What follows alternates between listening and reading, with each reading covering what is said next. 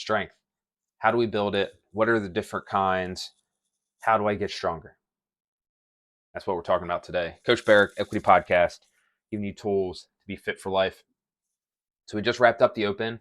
We have quarterfinals right on the horizon, and we need to start thinking about strength.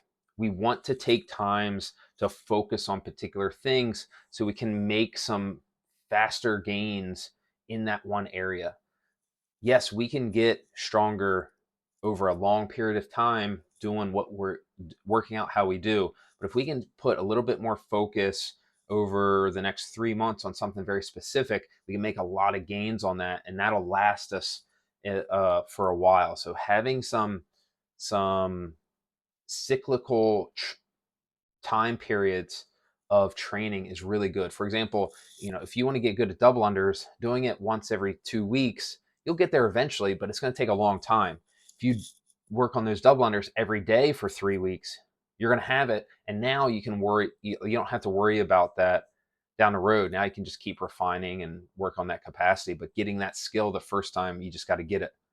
So we can do that same thing with strength. Like, hey, yes, we're always trying to get stronger, but if I put some focus in a particular area, for a month or 2 months or 3 months, and just have a little bit of a lean towards that, we can make a lot of gains that can help us in the future.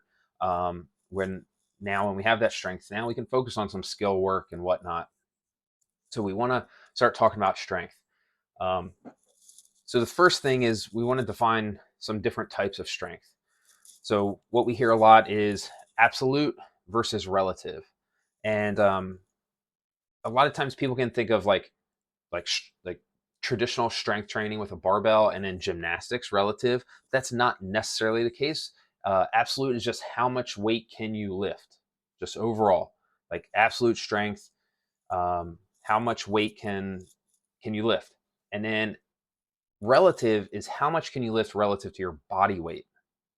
So, for example, if I'm squatting with somebody who is 6'2", 260, and I'm squatting next to them, and I'm 5'7", 180, the likelihood of my absolute strength being higher than that 6'2" person is smaller. Like, they're probably going to be able to move more weight, right? Mass moves mass. That bigger person is more likely to be able to move more weight than I can. That's not always the case, but generally speaking.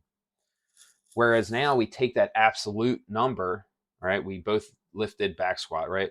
One lifted 500 and the other one lifted 200. And now we take the body weight into account. All right. Now we just divide by your body weight, and now you have a number that you can see, oh, this is the relative strength of that person, right? And one is not necessarily better than the other, but um, it's a helpful guide for overall fitness. If we can bring our relative strength up relative to our body weight, we're probably going to be able to do a lot more things in the gym, not just weightlifting. Like, if we just focus on absolute strength and just getting that number as high as we can, that might limit us in some other areas. If we can keep that relative strength pretty high, that's going to be very beneficial to other areas in our life. So absolute versus relative. What I find to be more helpful in the type of training that we do is thinking of it as barbell strength or weightlifting strength versus gymnastic strength. This is what I really feel is more helpful. Absolute and relative, like all you're lifting the same weight. One is just taking body weight into account. This is your strength, using your strength, like all because I have my relative strength is strong. That doesn't mean that my gymnastic strength is necessarily strong. So we want to focus during this time on both barbell and gymnastic strength. So when we're doing our typical barbell stuff, we're doing some strength training, we're doing back squats, and we're doing sets with rest, right? We're not just doing metcons and trying to go fast. And on the gymnastic side, we're doing strict movements. We're doing a lot of strict movements. We're not doing as much of the kipping movements. We're trying to slow it down. We're trying to build that strength so that we can use it later. And when we're considering doing these two things, both of these movements have different types of strength. So we have dynamic movement in the barbell, just back squats. We have dynamic movement in gymnastics, pull-ups, chin-ups, right? You're just doing a regular pull-up, regular chin-up. But we also have static movements, and I'm going to kind of break this up. So we can do pauses, back squat pauses, like pause in the bottom, right? Now we have to be strong in that bottom position while we're not moving. We can do pauses, isometric work with the gymnastics, right? Doing an L-sit, doing a tuck hold, doing a hang hold, like doing planks, any type of static movement. That's going to be a little bit different type of strength than doing that dynamic movement, right? I could have a really good back squat, but as soon as I pause in the bottom, all of a sudden I can't lift as much. Which should go down, but does it go down by a lot? We can also think of tempo work, right? I would put this into more of like that static. It's kind of like that in between. You're moving, but we also have some static when we're controlling that descent in the back squat. We're controlling the descent in that chin up. And that's going to help us build some more strength. This is why when we're doing barbell work, like when we're doing deadlifts in the gym, when it's like strictly weightlifting, right? We're doing 5 sets of 5. On that 5th set, I always control the descent on the to the floor. I don't just drop it, because that is an opportunity to gain more strength. I get to work more grip. I get to work my my tempo on the way down, right? I get to do that extra work to get stronger. When I'm doing pull-ups, if I'm doing a workout with strict pull-ups and I get to the top and just drop, I did the work, I got up there.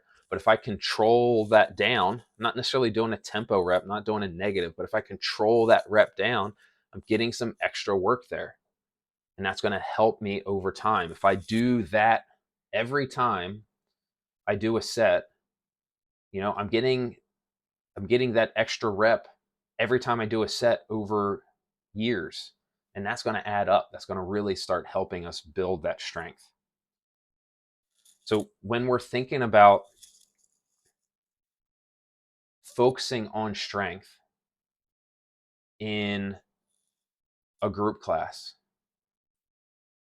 maybe if the workout calls for a kipping pull-up, over the next 3 months, we do a strict, or we focus on ring rows, or we focus on box pull-ups, or we do some type of thing, some type of movement that's going to help us build that strict movement. When I'm doing my back squats, when I'm warming up, I start with some tempo work to really make sure that I'm priming those legs to move well, so that when it is heavy, I'm not just going into a bad position, right? That tempo work is going to help me with those good mechanics. It's going to help me be strong when I have something heavy on me.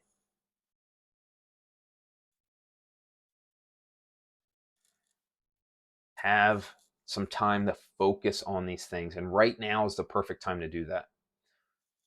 Our program is already going to be slightly leaning towards some strength training, right? We've done back squats both weeks in a progressive. We had 10 last week. We have 8 this week, and we're going to keep on that process. So we're going to keep with that slight slant towards some strength movements, and even focusing on that for for the gymnastics as well. And then what do you need to get where you want to reach? What is your goal next year? What is your goal right now? What are you working towards? And yes, use the group class and the stimulus and the coach, use them, but also be aware of what you're working towards.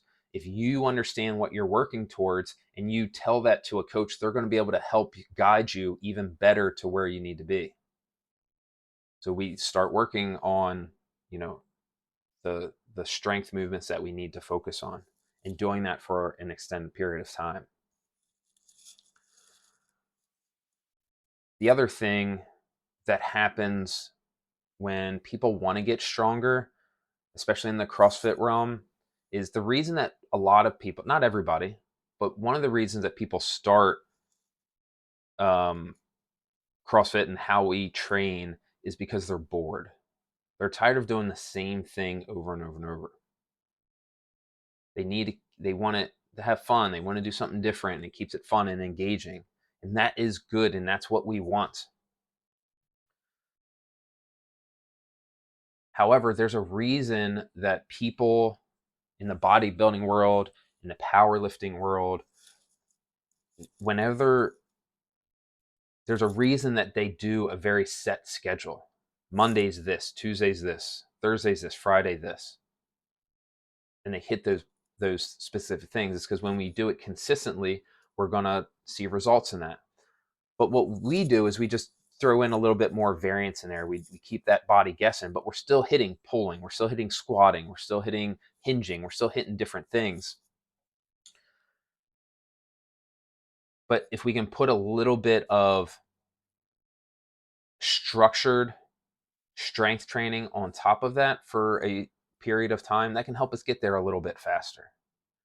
When we can make our metcons into a little bit of a strength bias, right? Doing strict pull-ups instead of kipping pull-ups, that can help us get where we want to get. So now if I can build that strength now, I'll be able to go faster later. Doing that stuff can be boring, quote unquote boring. If you tell yourself it's boring, it's going to be boring. Sometimes we need to take that a period of time and do some of that quote unquote boring work, and it's going to help pay off in the end. So what we're trying to do is we're trying to marry the two. We're trying to have some of that boring work, and we're trying to have some fun, that variety, that varied workout that keeps us engaged and wanting to come back. We want to marry those two to get to where we want to get. So if we're trying to work on strength, focus on getting your barbell work in, some kind of like general strength training. Make sure we're hitting dynamic movement, make sure we're hitting some static movement, some tempo movement. And then we also want to be hitting our gymnastic strength. We want to work on pulling and pushing and static holds and our dynamic movement and our tempo movement in both of these arenas. And focusing on that for an extended period of time is going to help us get a little bit farther, a little bit quicker, so that we can use that later on. If you have, if you're still not sure what to do, or like I understand that, but I don't know how to get there, shoot us a message, comment on this video, shoot us an email, shoot us a DM somewhere on Instagram, and we'll help you get there. You know, we have a lot of different programs to help people get to where they want to get and get there faster, right? We are a coaching gym, and that's what we do, right? We help people get to where they want to get, and we give guidance along that way. We have group classes. We have the individual design where we give you exactly what to do on your training days. Keep it fun, keep it varied, but keep you working towards your goals. We have nutrition on top of that. If we're working on our strength and we're just eating crap, you're going to get crap out. If we're eating that protein, eating real whole food, it's going to help. If you need accountability with that, that's what we do. Group classes, personal training, individual design, nutrition. That's our wheelhouse. And that's how we help people live their life to the fullest, be fit for life. If you think this might help somebody, shoot it to them, comment, like it, help spread that word. We want more happy, healthy people in the world. And that's why we do this. We want to add a tool to your toolbox so you can be happy, healthy, and fit for life. Thank you so much, guys, for taking time. Cheers.